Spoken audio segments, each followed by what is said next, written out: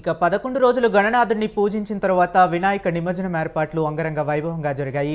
అదేవిధంగా వినాయక చవితి విశిష్టతను ఈ 11 రోజులు వినాయక చవితి చేసినప్పుడు ఎటువంటి నియమాలు పాటించాలి, నిమజ్జన సమయంలో ఎటువంటి నియమాలు పాటిస్తూ నిమజ్జన విశిష్టతను మనకు తెలియచేయడానికి అనిల్ గురూజీ మనతో పాటు జూమ్ లైవ్లో రెడీగా ఉన్నారు. ఆయన అడిగి మరిన్ని విషయాలు తెలుసుకుందాం. నమస్కారం గురూజీ. నమస్తే అండి. నమస్కారం గురూజీ. చాలా సంతోషం.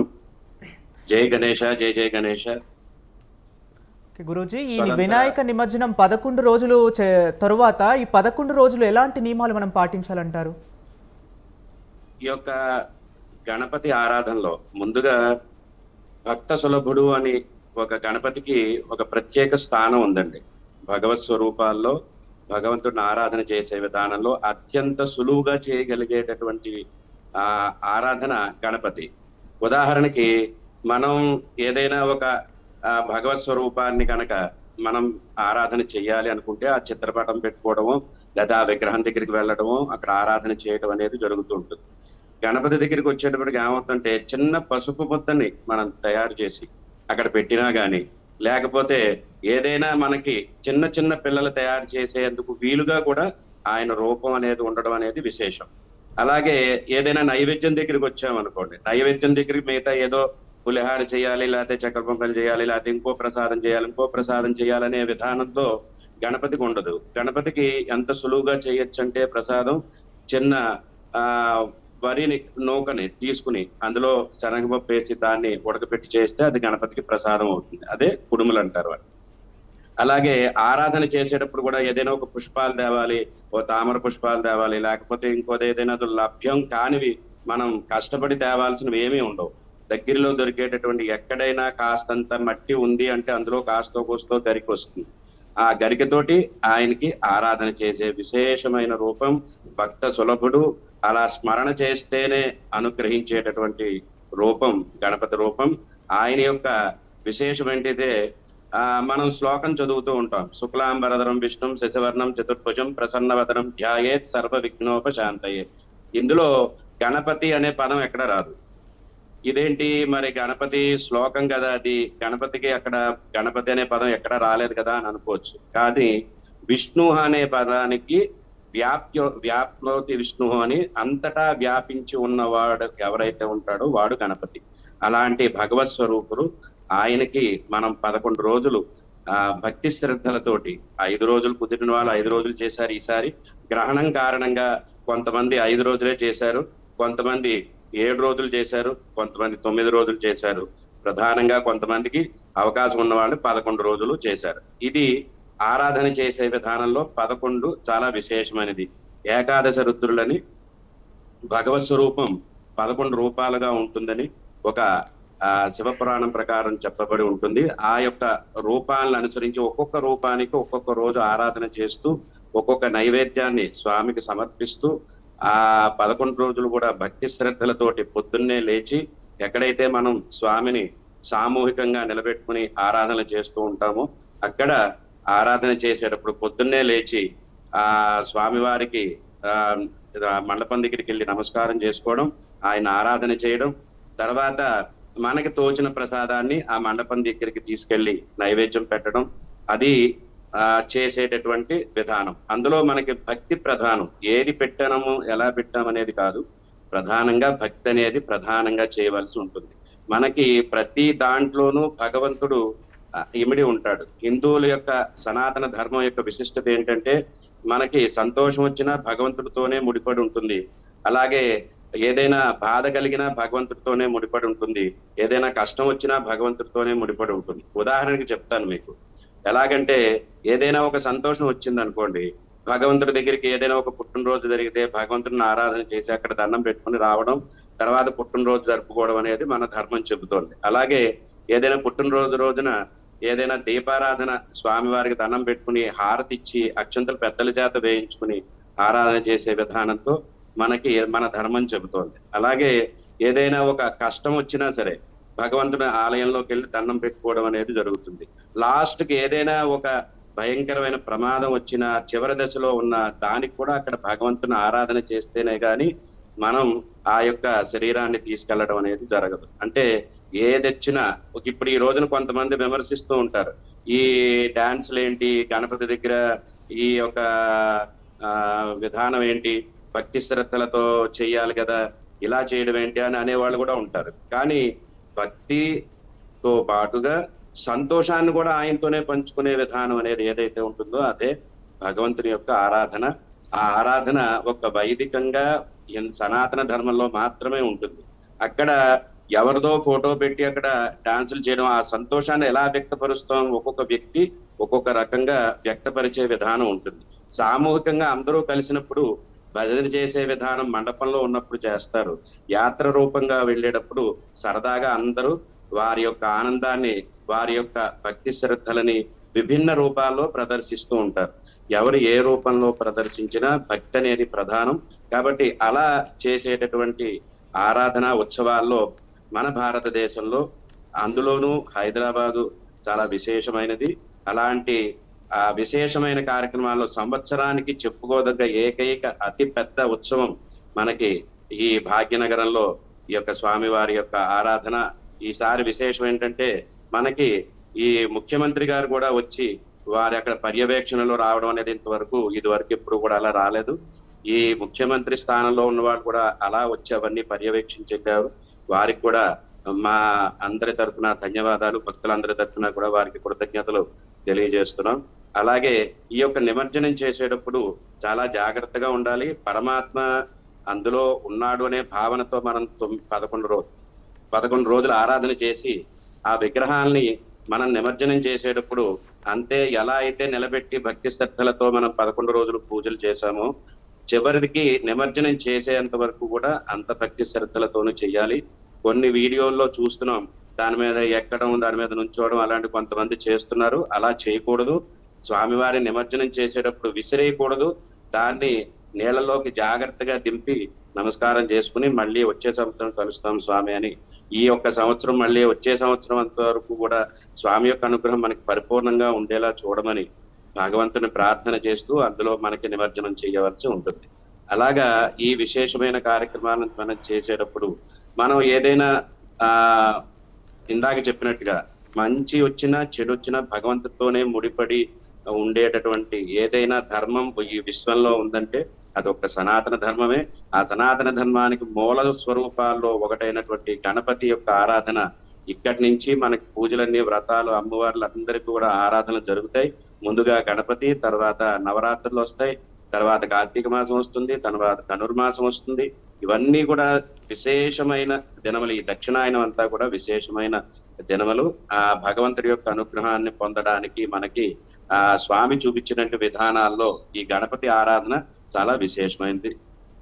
స్వామి రైట్. అలాగే గురుగారు, ఇప్పుడు వినాయకుడికి ఒక దంతం అనేది విరిగి ఉంటుంది మనం చూసుకుంటే, ఎందుకని అంటారు? అది ఒక ఈ పురాణానికి వ్యాస మహర్షి రాసేటప్పుడు, వ్యాస మహర్షి చెబుతూ ఉంటే భారతాన్ని రాసేటప్పుడు ఆ యొక్క కంఠం విరిగిపోతే అది ఆయన చెప్పుకుని వెళ్ళిపోతూ ఉంటే కనుక అది ఆగకూడదు. కాబట్టి వెంటనే ఆయన యొక్క దంతాన్ని విరిచి దానితో రాసినట్టుగా పురాణం చెబుతోంది. అలాంటి ఆ వ్యాస మహర్షి అందించినటువంటి మనకి భారతంలో ఈ గణపతి రాస్తూ ఉండగా వ్యాసుడు చెప్పాడనేది శాస్త్రం. కాబట్టి ఆ టైంలో దాన్ని విరిచారని ఒక కథ ఉంది. దాన్ని అనుసరించి మనం ఆ యొక్క ఏకదంతుడు అనే పేరుతోటి అప్పటి నుంచి పిలుస్తూ ఆయన ఆరాధన చేయడం అనేది జరుగుతుంది. రైట్ గురుగారు, ఇప్పుడు వినాయకుడు చూస్తేనేమో భారీ కాయుడు, ఎక్కువ శరీరం కనిపిస్తుంది. అలాగే వినాయకుడి వాహనం చూస్తే మూషికం చిన్నగా ఉంటుంది. ఎందుకని వినాయకుడికి మూషికం వాహనంగా ఉంటుంది? స్వామికి అసాధ్యం ఏదీ లేదు అని చెప్పేటటువంటి రూపాల్లో అదొకటండి. ఆయన తలుచుకుంటే ఎంత చిన్న దాంట్లో అయినా ఎక్కగలడు. ఆయన తలుచుకుంటే ఎంత పెద్దదైనా ఆయనకి సరిపోదు. ఉదాహరణకి మనం చూస్తూ ఉంటాం ఈ యొక్క కృష్ణుడి యొక్క విధానంలో సత్యభామాదేవి తన్ని కొనుక్కుని కృష్ణుణ్ణి నాకు అంతా తరిమినంత బంగారంతో నేను ఆయన్ని నింపేస్తానంటుంది. నింపేసి ఆయన్ని నేను దక్కించుకుంటానంటుంది. ఎంత బంగారం వేసినా ఆయన తోకుడు. తర్వాత ఒక తులసి దళంతో దూకుతాడు. అలాగే భగవంతుడు ఎంత పెద్ద కాయం ఉన్నా సరే చిన్న ఎలుక మీద కూడా ప్రయాణం చేయగలడు.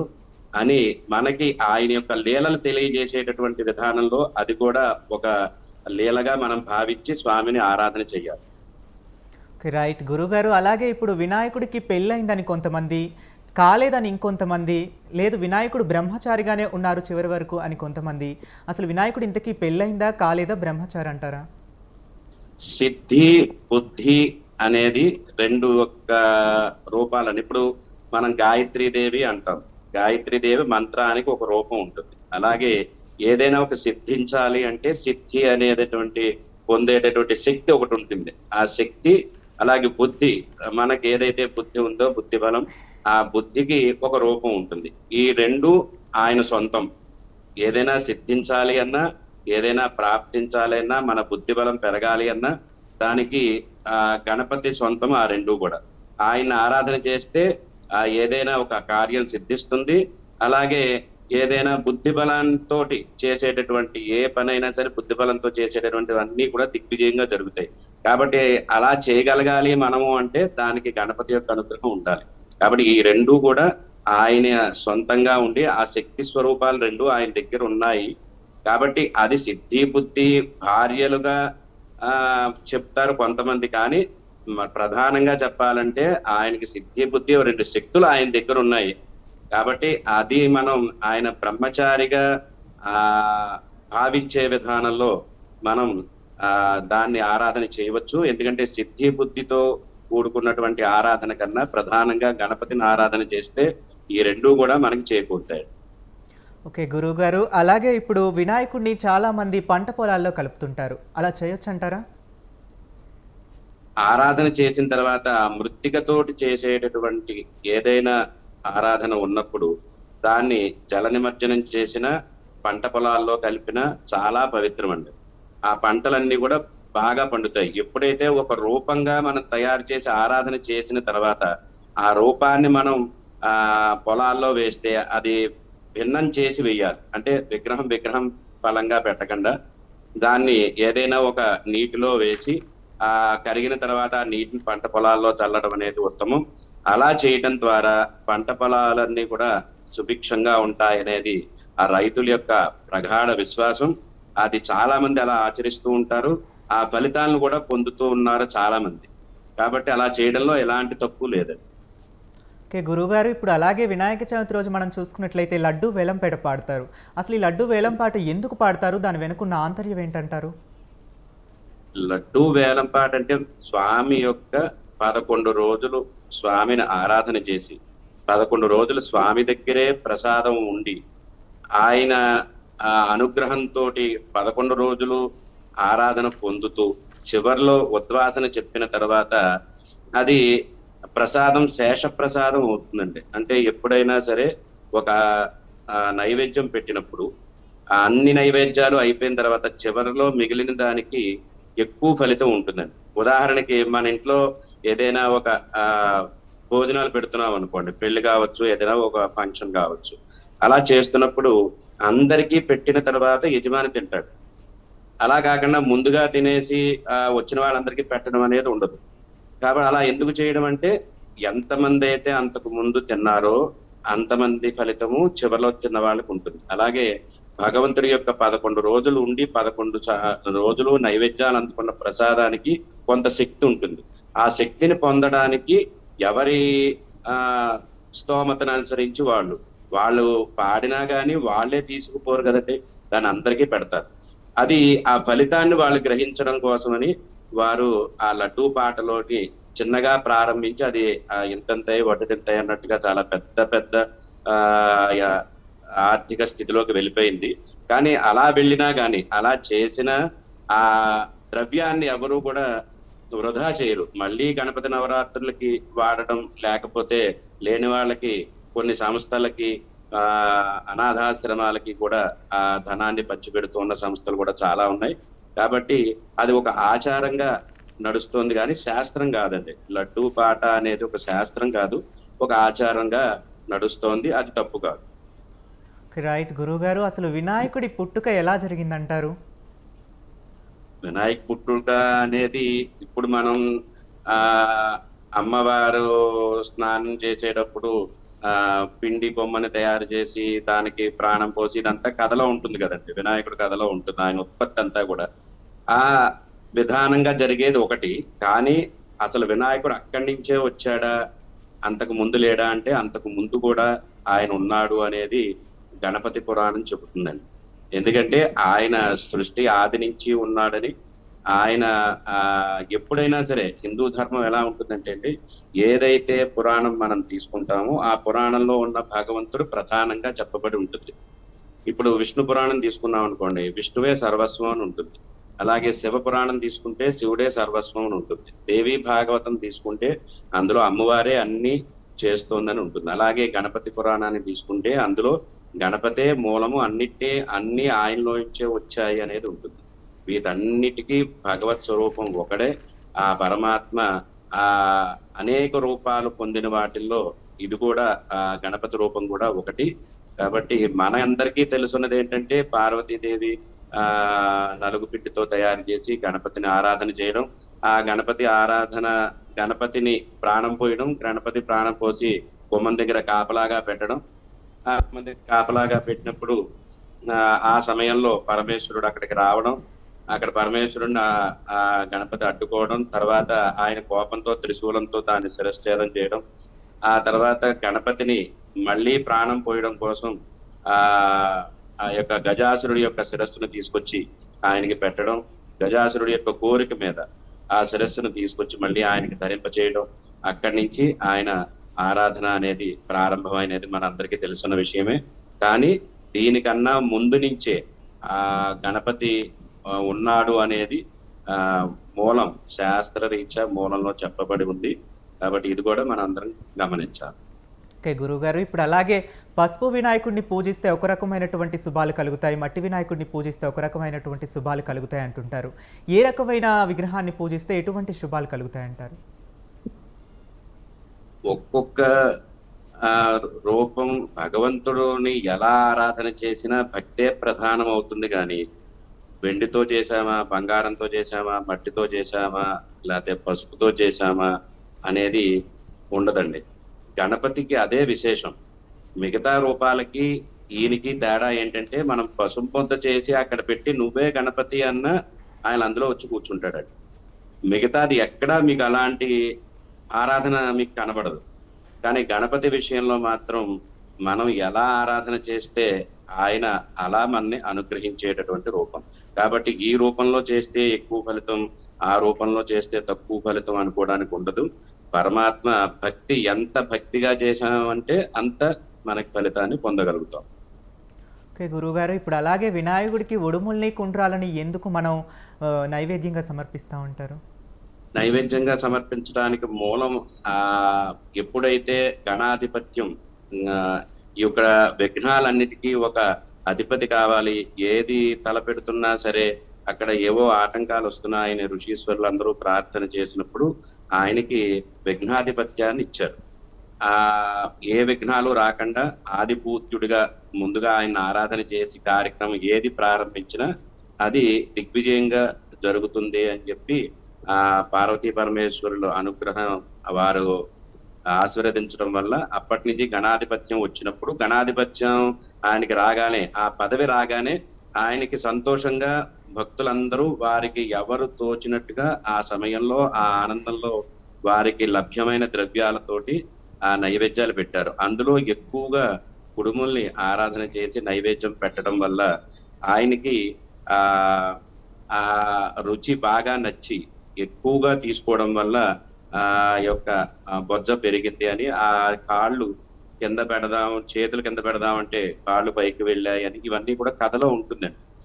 ఆ విధానంగా అంతలాగా తృప్తిగా ఆయన తీసుకున్న ద్రవ్యం అప్పట్లో అది కుడుములు. కాబట్టి అప్పటి నుంచి కుడుములకి ప్రాధాన్యత వచ్చి అక్కడి నుంచి ఎవరు నైవేద్యం పెట్టినా ఒక్కొక్క భగవంతుడికి ఒక్కొక్క ప్రీతికరమైన వస్తువు ఉంటుంది. అలాగే అమ్మవారికి ఉందంటే గనక లక్ష్మీదేవికి అయితే క్షీరాన్నం పెట్టమని, లేకపోతే అమ్మవారికి కనకదుర్గమ్మకి పులిహార పెట్టాలని, ఇలా ఒక్కొక్క రూపానికి ఒక్కొక్క నైవేద్యం విశేషంగా చెప్పబడి ఉంది. ఆ ఆరాధనలో ప్రధానంగా గణపతికి కుడుములంటే ప్రీతి అన్నమాట. అలాగే గురువుగారు ఇప్పుడు మనం ఏ పని మొదలు పెట్టాలనుకున్నా కూడా ముందు విఘ్నాలు తొలగించే వినాయకుడిని ఆరాధిస్తారు. నిజంగానే విఘ్నాలు వినాయకుడు తొలగిస్తారంటారా? ఖచ్చితంగా విఘ్నాన్ని తొలగించటం కోసం వినాయకుడే ప్రధానం. ఇంక అందులో ఎట్టి సందేహం లేదు. శైవాగమం ప్రకారం, స్మార్తాగమం ప్రకారం ఖచ్చితంగా వినాయకుడే ప్రధానం. అలాగే వైష్ణవాగమం ప్రకారం, వైఖానసాగమం ప్రకారం అయితే గనక విశ్వక్సేనుడు, విష్ణు సైన్యానికి అంతటికీ కూడా విశ్వక్సేనుడు అధిపతి, శివగణాలన్నిటికీ కూడా అధిపతి గణపతి అని చెప్పి శాస్త్రం. కాబట్టి ఇక్కడ మనం ఆరాధన చేసేటప్పుడు భగవంతుడికి విఘ్న వినాయకుడు అని విఘ్నాలన్నింటినీ కూడా తొలగించి ఆ దారిని సక్రమంగా మనకి చూపించగలిగేటటువంటి రూపం ఆయనది. అందుకే మీరు ఆ ఏ ఒక్క ఏదైనా ఒక అడవిలో మనం నడుస్తున్నాం అనుకోండి, మిగతా జంతువులు వెనకాల వెళ్ళిన దానికి, ఏనుగు వెనకాల వెళ్ళిన దానికి తేడా ఉంటుంది. ఏనుగు వెనకాల వెళ్ళాము అంటే ఖచ్చితంగా మనం ఫ్రీగా నడవగలిగే స్థితి కలుగుతుంది. అంటే ఒక ఆయన రూపమే ఎంతో శక్తివంతమైన రూపం, ఆ సన్మార్గాన్ని చూపించగలిగేటటువంటి రూపం, అలాగే ఎలాంటి విఘ్నాలనైనా తొలగించేటటువంటి రూపం అది. కాబట్టి నమ్మి కొలిచిన వారికి కొంగు బంగారం అయి ఉండేటటువంటి రూపం ఆ యొక్క గణపతి అని. రైట్ గురువుగారు, అసలు వినాయకుడికి ఎందుకు గజ రూపమే వచ్చింది? ఆ గజ రూపమే వచ్చిందంటే గజాసురుడని రాక్షసుడు ఆయన ఆ, ఈశ్వరుణ్ణి ప్రార్థన చేసి నువ్వు నా ఉదరంలో ఉండిపోమని కోరతాడు. ఎల్లప్పుడూ నాతోనే ఉండాలి, నువ్వు అంతా విశ్వం అంతా చూడటం కాదు, నాకు నువ్వు ఉంటే నాకు అంతా జయమే కలుగుతుందని ఆయన్ని హృదయంలో దాచుకుంటాడు గజాసురుడు. అప్పుడు ఏమవుతుందంటే సృష్టి అంతా ఆగిపోతుందండి. ఇది ఇలా ఉంటే ఎలాగా అని పార్వతీదేవి నారాయణుడి దగ్గరికి వెళ్ళి ప్రార్థన చేస్తే అప్పుడు నారాయణుడు గంగిరెద్దు వాళ్ళలాగా, ఆ యొక్క నందీశ్వరుడేమో ఆ యొక్క గంగిరెద్దులాగా వచ్చి, తర్వాత డోలు వాయిస్తూ బ్రహ్మగారు వచ్చి అక్కడ గజాసురుణ్ణి వారి యొక్క నాట్య విన్యాసాలతో తృప్తిపరిచి మీకేం కావాలో కోరుకోమంటే ఆ ఈశ్వరుణ్ణి మాకు ఇవ్వాలని కోరడం అనేది జరుగుతుందండి. అప్పుడు తనని సంహరించడానికి వచ్చిన నారాయణుడే ఈయనని గమనించి అప్పుడు ఏం చేస్తాడంటే, సరే నేను ఈశ్వరుని ఇచ్చేస్తాను, కానీ నా యొక్క శిరస్సు పూజనీయంగా ఉండేలా చూడు స్వామి అని ప్రార్థన చేయడం జరుగుతుంది. అప్పుడు ఆ గజాసురుడు యొక్క శిరస్సు ఖండించి ఆ శిరస్సు అలా ఉత్తరముఖంగా పడి ఉంటుంది అన్నమాట. అంటే కైలాసానికి ఉత్తరముఖంగా పడి ఉంటుంది. ఎప్పుడైనా సరే ఉత్తర దిక్కుకి తలకాయ పెట్టి పడుకోకూడదండి ఎవరైనా సరే. ఎందుకోసం అంటే అటువైపు ఉన్నటువంటి ఏదైనా సరే, ఎవరికైనా దేవతా స్వరూపాల్లో ఒక శరీరం కానీ, శిరస్సు కానీ, అవయవాలు కానీ కావాల్సి వస్తే ఉత్తర దిక్కుగా ఉండే వాటిని తీసుకుంటూ ఉంటారని శాస్త్రం. కాబట్టి ఆ ఉత్తర దిక్కుగా ఉండేటటువంటి ఏదైతే శిరస్సు ఉంటుందో దాన్ని తీసుకొచ్చి గణపతికి పెట్టమని ఈశ్వరుడు చెప్తాడండి. అప్పుడు గజాసురుడు అక్కడ ఉండడం, ఈ యొక్క నారాయణ యొక్క వరం అక్కడ నెరవేరడం, ఆ గజాసురుడు యొక్క శిరస్సు తీసుకొచ్చి గణపతికి పెట్టడం అనేది జరిగిందండి. అప్పటి నుంచి ఆరాధన అనేది జరుగుతుందన్నమాట. రైట్ గురువుగారు, అలాగే ఇప్పుడు వినాయక విగ్రహాలు ప్లాస్టర్ ఆఫ్ ప్యారిస్తో వస్తున్నాయి. అసలు ప్లాస్టర్ ఆఫ్ ప్యారిస్ విగ్రహాలు పూజించకూడదు అని కూడా అంటారు. అయినా ప్రజల్లో ఎందుకు అవగాహన రాలేదంటారు? అవగాహన రాలేదంటే అది ప్లాస్టర్ ఆఫ్ ప్యారిస్ అనేది అది మంచిది కాదండి, ప్రకృతికి అది సరైనది కాదు. కానీ మట్టి దాని మీద ఉండే రూపంలో కళ కన్నా వాటి మీద ఎక్కువగా కళగా కనపడటం వల్ల అలా అయి ఉండొచ్చు. కానీ శాస్త్రరీత్యా మాత్రం మట్టితో తయారు చేసిన వాటిని ఆరాధన చేయడమే మంచిది. అది చాలా విశేషమైన ఫలితాన్ని ఇస్తుంది. ఏదో కెమికల్ కలిపి దాంతో ఆరాధన చేయడం కన్నా మట్టితో తయారు చేసిన వాటిని ఆరాధన చేయడమే మంచిదండి. రైట్ గురుగారు, ఇప్పుడు వినాయక చవితి రోజు మనం చంద్రుడిని చూడకూడదు అంటారు. ఒకవేళ చూస్తే నీలాపు నిందనలు వస్తాయంటారు, అది నిజమేనంటారా? ఖచ్చితంగా నిజమే. ఎందుకంటే ఇప్పుడు నీలాప నిందలు ఎందుకు వచ్చాయి అంటే, అప్పుడు ఇందాక మనం అనుకున్నాం గణపతి ఆధిపత్యాన్ని ఇచ్చిన తర్వాత ఆ యొక్క ఉండ్రాళ్ళన్నీ కూడా పూజించి అందరూ ఇచ్చినటువంటి కుడుములు, తర్వాత పాలికలు ఇవన్నీ కూడా, పాల తాలికలు ఇవన్నీ కూడా పూజించి అవి వస్తూ ఉండగా అవి చంద్రుడు చూసి ఆయన నడక నడవలాపోవడం చూసి చంద్రుడు నవ్వుతాడండి.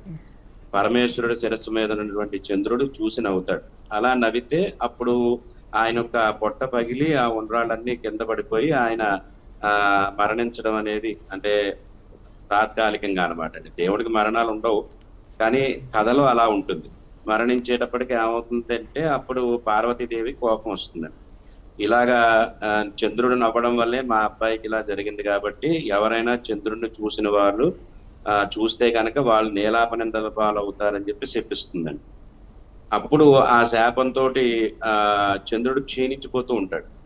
అప్పుడు అలా జరుగుతున్న సమయంలో మళ్ళీ సృష్టికి ఇబ్బంది కలుగుతోందని ఆ సమయంలో ఏమవుతుందంటే అండి మొత్తం సప్తఋషులు కూడా యాగం చేస్తూ ఉంటారు. ఆ యాగంలో ప్రదక్షిణ చేస్తూ ఉన్న సమయంలో ఆ ఈ యొక్క శాపం వలన అగ్నిహోత్రుడికి ఆ శాపం తగలడం వల్ల అగ్నిహోత్రుడు ఈ యొక్క సప్తఋషుల పత్నుల యొక్క ఆ వారి యొక్క అందానికి ఆహా అందంగా ఉన్నారని అనుకోవడం, ఆ శాపం వాళ్ళకి తగలడం, అది ఋషీశ్వరులు దాన్ని గమనించడం, దాన్ని గమనించి వారి యొక్క ధర్మపత్నుల్ని అందరినీ కూడా వారు దూరంగా ఉంచడం, ఇదంతా కూడా జరుగుతుందండి. ఆ టైంలో సప్తఋషులందరూ కూడా ప్రార్థన చేస్తారు. అమ్మ నువ్వు ఇలాంటి శాపం ఇస్తే ఎలాగా, చంద్రుని చూడకుండా ఎలా జరుగుతుంది అని చెప్పి శాప విమోచనం చెప్పమ్మా అంటే అప్పుడు వాళ్ళు ఏం చేస్తారు, అమ్మవారు ఏ రోజైతే చంద్రుడు చూసి నవ్వాడో భాద్రపద శుద్ధ చవితి నాడు ఎవరు చూడకూడదు, ఆ ఒక్క రోజున చూడకుండా ఉంటే చాలని చెప్పి ఆవిడ మళ్ళీ శాప విమోచనం ఇస్తుందండి. ఆ రోజు నుంచి భాద్రపద శుద్ధ చవితి నాడు ఎవ్వరూ చూడకుండా వాళ్ళు ఆ లోపలే ఉండి చంద్రుని చూడకుండా ఉంటారు. కొన్నాళ్ళకి ఏమవుతుందంటే అండి శమంతకమణి అని సత్రాజిత్ దగ్గర మణి ఉంటుందండి. అది రోజుకి కొన్ని కేజీల బంగారాన్ని ఇస్తూ ఉంటుంది. అలా బంగారాన్ని ఇచ్చేటటువంటి ఆ మణి కృష్ణుడు చూసి చాలా బాగుంది నాకిమ్మని అడిగినట్టుగా కథలో ఉంటుందండి. అలా అడిగితే ఇది నేను ఇవ్వను, నా దగ్గరే ఉంచుకుంటానని సత్రాజిత్ చెప్పడం, తర్వాత ఆయన తమ్ముడు ప్రసేనుడు దాన్ని ధరించి వేటకు వెళ్ళడం, అక్కడ ఎలుగుబంటి భల్లూకం చూసి దాన్ని అతన్ని అది ఒక మాంసం ముద్దగా భావించి ఇతన్ని ప్రసేనుడిని చంపడం, తర్వాత దాన్ని తీసుకెళ్లి జాంబవతికి ఆట వస్తువుగా ఇవ్వడం ఇది జరుగుతుందండి. అప్పుడు ఇది కృష్ణుడే మా తమ్ముడిని సంహరించి తీసుకెళ్లిపోయాడని చెప్పి ఆయన చాటింపేస్తాడు. ఇదేంటి నాకు సంబంధం లేని దాన్ని నాకెందుకు ఇలా జరిగింది అని ఆలోచిస్తే ఆయన భాద్రపద శుద్ధ చవితి రోజున ఆయన క్షీరంలో చంద్రుడు యొక్క ప్రతిబింబాన్ని చూసినట్టుగా కథలో ఉంటుందండి. అలాగా చూడటం వల్ల నీలాపనిందలు కలిగాయని భావించి తర్వాత ఆ యొక్క జాంబవంతునితోటి యుద్ధం చేసి 14 రోజులు పగళ్ళు రాత్రులు అలా యుద్ధం చేసేటటువంటి వ్యక్తి ఆ రామచంద్రుడే అని గ్రహించి తర్వాత జాంబవతిని ఇచ్చి వివాహం చేయడం, ఆ శమంతకమణిని మళ్ళీ సత్రాజిత్తుకి ఇవ్వడం, మళ్ళీ సత్రాజిత్తు మళ్ళీ శమంతకమణితో కూడా సత్యభామని ఇచ్చి వివాహం చేయడం, ఇదంతా కూడా జరిగిందండి. ఇంతకీ ఏంటంటే ఈ యొక్క నీలాపనిందలు పరమాత్మకే తప్పలేదు అని మనకి ఈ యొక్క చరిత్ర అంటే ఈ యొక్క పురాణాలు చెబుతున్నాయి. కాబట్టి నీలాపనిందలు ఖచ్చితంగా గణపతిని ఆరాధన చేసిన వాళ్ళకి నీలాపనిందలు అనేవి ఖచ్చితంగా తొలుగుతాయి. రైట్ గురుగారు. అలాగే మనం వినాయక చవితి రోజు 21 పత్రాలతో వినాయకుడికి పూజ చేస్తాం. ఆ పత్రాల యొక్క విశిష్టత ఏంటి? ఆ పత్రాలని వినాయకుడి నిమజ్జనంతో పాటే మనం వదిలేయాలంటారా? ఖచ్చితంగా ఒక్కొక్క పత్రానికి ఒక్కొక్క ఆయుర్వేద ఔషధాలండి. ఆ యొక్క 21 కూడా ఒక్కొక్క వ్యాధిని తగ్గించేటటువంటి శక్తి వాటిలో ఉందండి. ప్రత్యేకించి చెప్తాం కదండి, మన సనాతన ధర్మంలో ప్రతిదీ కూడా వైద్యం అయి ఉంటుంది, అది భక్తితో కూడుకున్నట్టు ఉంటుంది, అది మానవాళికి మంచి చేసేది అయి ఉంటుంది. కాబట్టి ఈ యొక్క 21 పత్రాలు కూడా ఒక్కొక్క పత్రానికి ఒక్కొక్క వ్యాధిని తగ్గించేటటువంటి గుణం ఉంది. అది ఆయుర్వేద శాస్త్రంలో ఉంటుంది. ఆ విధానం ప్రకారం మనం ఆ 21 పత్రాలతో పూజ చేస్తే అది సంపూర్ణమైన ఆరోగ్యాన్ని ఆ కలగజేస్తుంది మనకి ఆ భగవంతుడిని ఆరాధన చేయడం ద్వారా. కాబట్టి ఆ 21 పత్రాలు కూడా చాలా విశేషమైన ఫలితాన్ని ఇస్తాయి. అందులో గరికతో కూడా విశేషమైన ఆరాధన కూడా ఉంటుందండి. గరిక కూడా చాలా విశేషమైన ఔషధమే కొన్ని ఆ అనారోగ్యాన్ని తగ్గించడానికి. కాబట్టి అలాంటి వాటినన్నిటితోటి గణపతిని ఆరాధన చేయడం, తర్వాత ఇవన్నీ కూడా మట్టితో కూడుకున్నటువంటి 21 పత్రాలు నీటిలో తడిస్తే అది మళ్ళీ ఔషధం కింద మారుతుందండి. ఆ జలంలో ఉండేటటువంటి దోషాలన్నీ పోయి ఆ జలం అంతా శుద్ధి అవుతుందని చెప్పి శాస్త్రం. అది సైంటిఫికల్ గా కూడా ప్రూవ్ అయిందండి. కాబట్టి 21 పత్రాలు కూడా చాలా విశేషమైనవి. అలా ఆరాధన చేయడం, తర్వాత వాటిని గణపతితో సహా నిమజ్జనం చేయడం చాలా మంచిది. గురువుగారు, ఇప్పుడు అలాగే వినాయకుడికి తులసిని సమర్పించకూడదు అని కొందరు అంటుంటారు, అది నిజమేనంటారా? తులసి విడిగా ఆరాధన చేయడం వేరండి. ఏకవింశతి పత్రాల్లో ఆరాధన చేయడం వేరు. ఇప్పుడు మీకు ఆరాధన చేసే పత్రాల్లో తులసి కూడా ఉందండి. మీకు అలాగే బిల్వ పత్రాలు ఉన్నాయనుకోండి, ఈశ్వరుడికి ప్రీతి. అలా అని నారాయణుడికి ప్రీతి కాదని కాదు. నారాయణుడికి కూడా బిల్వ పత్రాలతో చేయొచ్చు.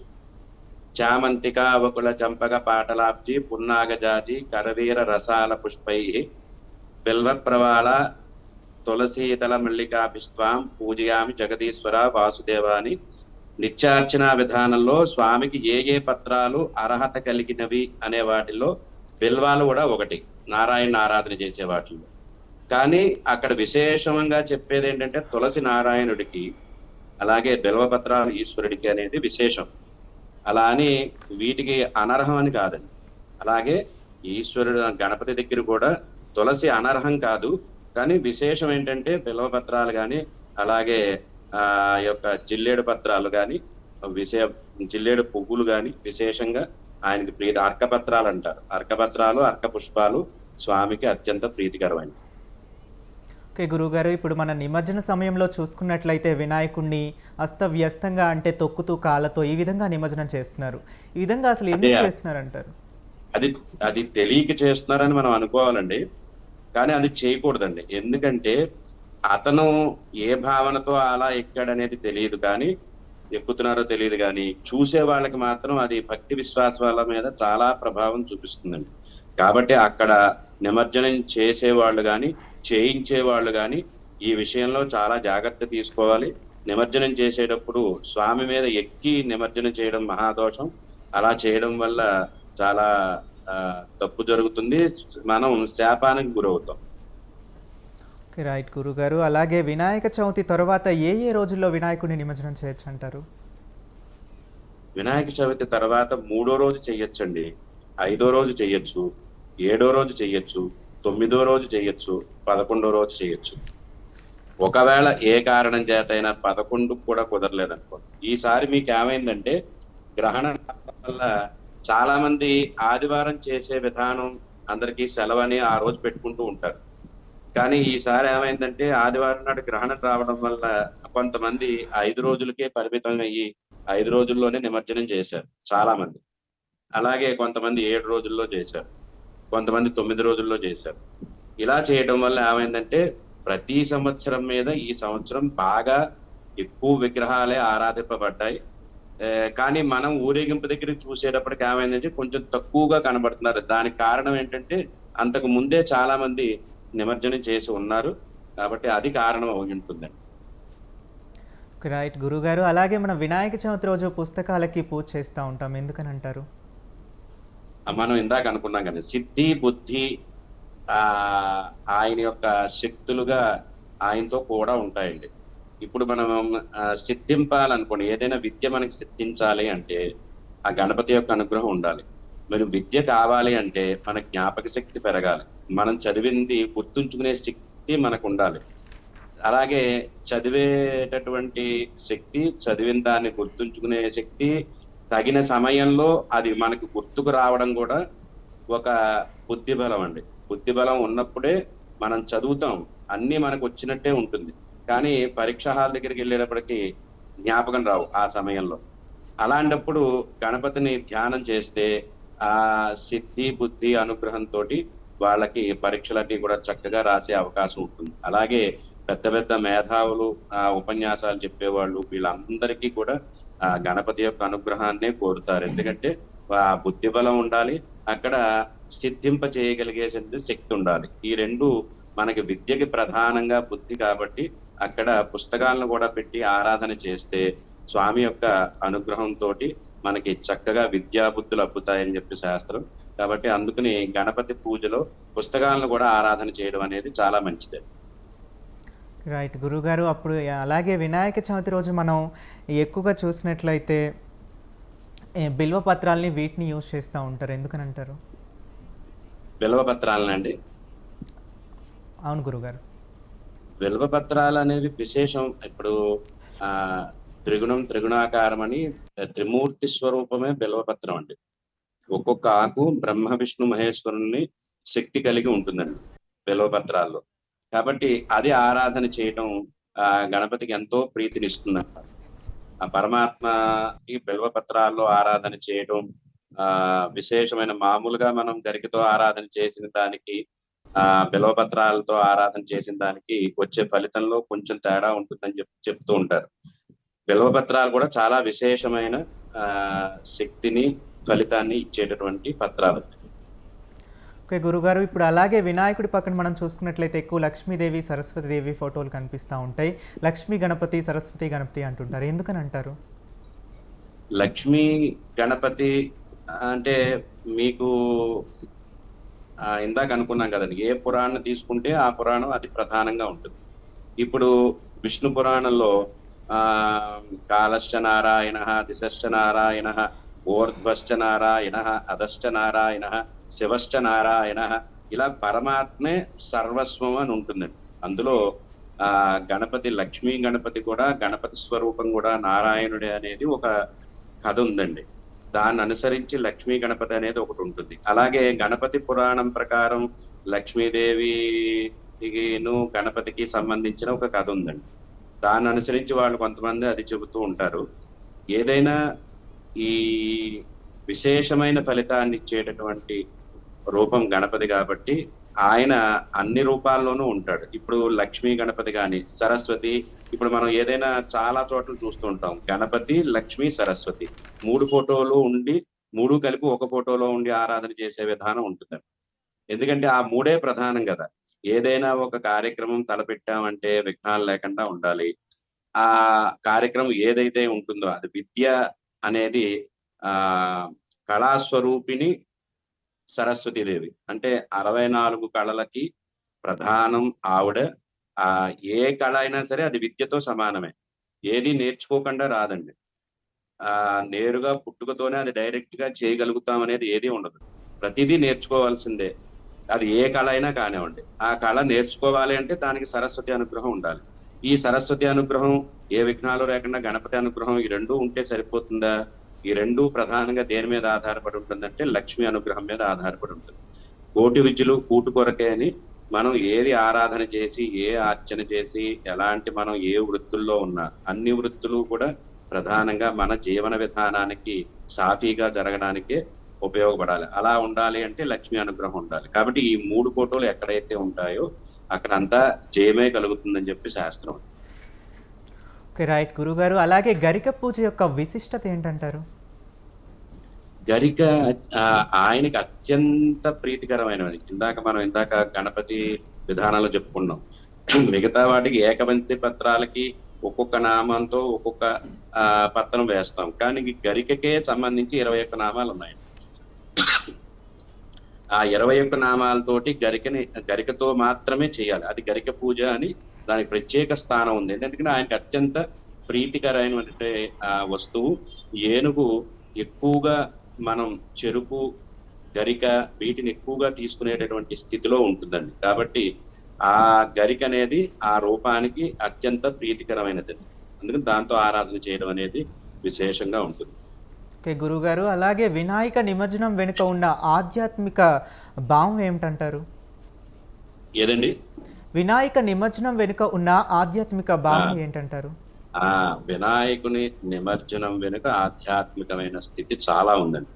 ఎలాగంటే ఇప్పుడు అనేక చోట్ల అనేక మండపాల్ని ఒక సామూహికంగా ఆరాధన చేసేటటువంటి స్థితి గణపతికి ఉంటుందండి. అందరం కలిసి ఒక చోట కూర్చుని ఆరాధన చేసేటటువంటి ప్రధానమైన రూపం గణపతి. ఆ గణపతి ఆరాధన చేసి తర్వాత నిమజ్జనం చేయడం. మట్టితో చేయమని చెప్తున్నది అందుకోసమండి. మట్టితోనే గణపతిని విగ్రహాన్ని తయారు చేసి ఆరాధన చేయడం చాలా ఉత్తమం. తర్వాత దాన్ని ఆరాధన చేసి 21 పత్రాలు, విభిన్న పత్రాలు ఆ యొక్క మట్టికి తగిలి అక్కడే ఉండి 11 రోజులు ఈ యొక్క అందులో నాని ఈ యొక్క మట్టి ఈ పత్రాలు కలిపి ఎప్పుడైతే మనం పొలాల్లోనూ లేకపోతే నిమజ్జనంలోనూ కలుపుతామో అప్పుడు ఆ యొక్క జలం ఎక్కడైతే నిమజ్జనం చేస్తామో అదంతా కూడా శుద్ధి అవుతుందండి. అది ఆ సైంటిఫికల్ గా కూడా అందులో కొంత జీవరాశులు మంచి చేసేటటువంటి జీవరాశులన్నిటికీ కూడా ప్రాణం ఆ వాటికి పోచిన వాళ్ళం అవుతాం. మనకి హాని కలిగించేటటువంటి జీవరాశులన్నిటినీ కూడా అది సంహరించిన వాళ్ళం అవుతాం. అది వినాయకుడి యొక్క నిమజ్జనంలో అది విశేషం. మిగతా ఒక్క వినాయకుడు అమ్మవారు నవరాత్రుల ఆరాధన చేసినప్పుడు వాడి నిమజ్జనం అనేది ఉంటుంది. కానీ మనం మిగతా వాటికి ఉండదు. ఎప్పుడైనా వసంత నవరాత్రులను కూడా చేస్తూ ఉంటాం మనం. అలాగే ఆషాఢ మాసంలో నవరాత్రులు కూడా మనం ఆరాధన చేస్తూ ఉంటాం. కానీ వాటిలో అక్కడ నిమజ్జనం అనేది ఉండదు. నిమజ్జనం అనేది ఒక్కటి ఉందంటే అది ప్రధానంగా గణపతికి, రెండోది అమ్మవారికి. ఈ రెండే ప్రధానం. కాబట్టి ఇది ఆ అందులో జలంలో ఉండే దోషాలన్నిటినీ కూడా ఈ యొక్క మట్టిని మనం అందులో సమర్పించి అందులో ఈ పత్రాలతో సహా సమర్పించడం వల్ల ఆ ఆ జలం కూడా శుద్ధి అవుతుంది. ఓకే గురుగారు, వినాయక చవితి యొక్క విశిష్టతను 11 రోజులు పూజ సమయంలో మనం పాటించవలసిన నియమాలను, అలాగే వినాయక నిమజ్జనంలో మనం పాటించవలసినటువంటి నియమాలు, విశిష్టతను మాకు తెలియజేశారు. ధన్యవాదాలు గురుగారు. నమస్తే.